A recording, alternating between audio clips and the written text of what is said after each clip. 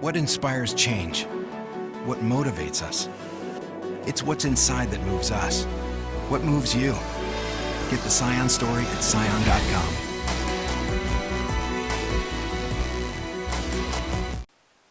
Just over 10 years ago, the Northern Wastewater Treatment Plant was discharging untreated sewage into Guam's oceans at over 90 parts per million, much more than U.S. EPA standards of 85 parts per million.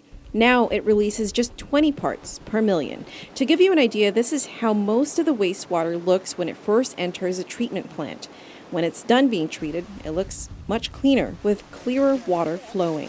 Before, it was just a primary treatment plant, discharging a lot of solids with the waste.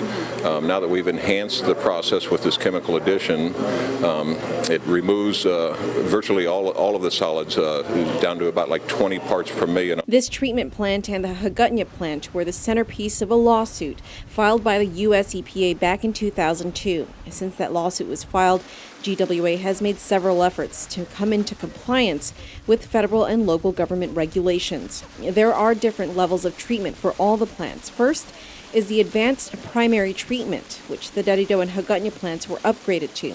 The southern plants, however, will need to be upgraded to secondary treatment plants, which means they'll need a second level of chemical treatment before being discharged into the ocean. CCU Chairman Simon Sanchez says it will take about 10 years for the southern plants to meet that standard. But even more challenging, later down the road, the northern and Hagåtña plants, which were just upgraded, will be needing more upgrading. That's because the U.S. EPA changed its regulations in recent years, now requiring all of the U.S. to meet those secondary treatment standards. But Sanchez says that upgrade won't happen for another 20 years.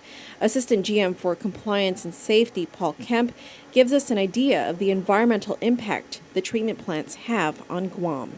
So the average person swimming on a beach won't even know that this is there? No, we actually, before we put the outfalls in, we did a study to see where it would go and make sure that it wouldn't come back to the beach and make sure that it would not impact the environment in a negative way.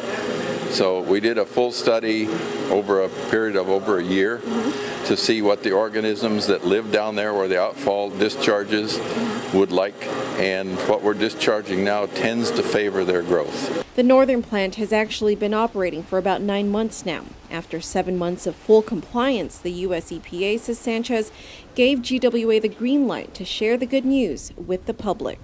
And so we started this long climb 11 years ago, and with the help of a lot of hard work done by GWA employees, with the sacrifices made by ratepayers who've had to endure rate increases to give us the money to begin to fix these facilities.